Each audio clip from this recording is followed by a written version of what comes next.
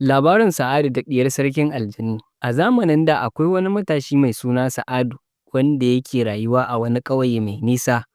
Sa'adu mutum ne mai sanyin hali da tausayi ga duk wata halittar Allah. Wata rana yana tafiya a cikin daji sai ya ga wasu yara suna ta jifan wata baƙar macijiya da duwatsu suna son kashe ta. Macijiyar tana ta faman yunƙurin gudu amma ta kasa saboda rauni.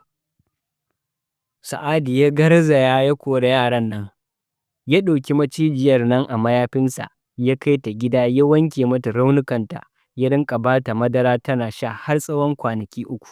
A rana ta 4 sai ya ga macijiyar ta fara wani motsi na ban mamaki. Ba zato ba tsammani sai hayaƙi ya cika ɗakin, macijiyar nan ta ɓace. Sai ga wata kyakkyawar yarinya ta bayyana sanye da kayan alfarma na zinare.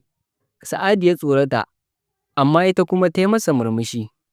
Ta ce, "Kada ka ji tsoro Sa'adu, ni ba mutum ba ce, ni ɗiyar sarkin aljanu ce mai suna Zahara. Wani mugun boka ne ya mayar da ni macijiya, ya jefar da ni a duniyar mutane. Tausayin da ka nuna mini shi ne ya karya asirin bokan." Zahara ta ce wa Sa'adu dole ne ya biyo ta zuwa masarautarsu don mahaifinta ya saka masa da abin da ya mata na alheri. Ta kamo hannunsa, nan take ƙasa ta tsage, suka tsinci kansu a wata duniya ta daban a ƙarƙashin ƙasa.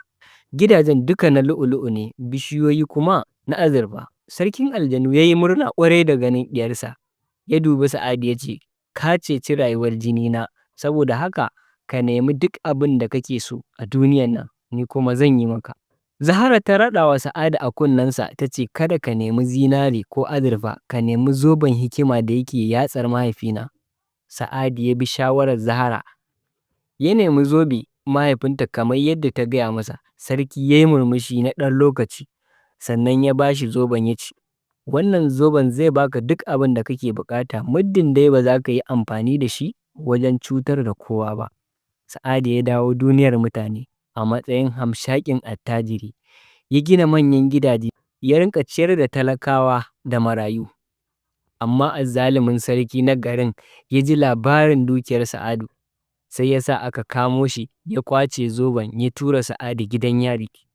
Sarki ya murza zoben da nufin samun dukiya, amma maimakon haka sai zoben ya fitar da kunama da macizai suka dinga bin sarki.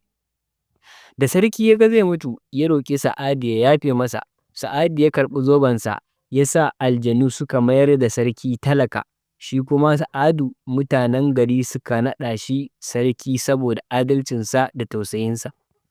Darasi a wannan labari shine, tausayi ga halittun Allah yana iya sanya alherin rayuwarka a cikin halittar da kake gani a matsayin ƙasƙantacciya.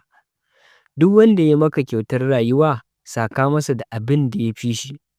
Hatsarin zalunci, dukiya ko iko da aka kwata ta hanyar zalunci ba ta taɓa ƙarko, kuma tana iya juyawa ta zama sanadin halakar mai ita. Sunana Aminu, ku danna mana subscribe. Na gode.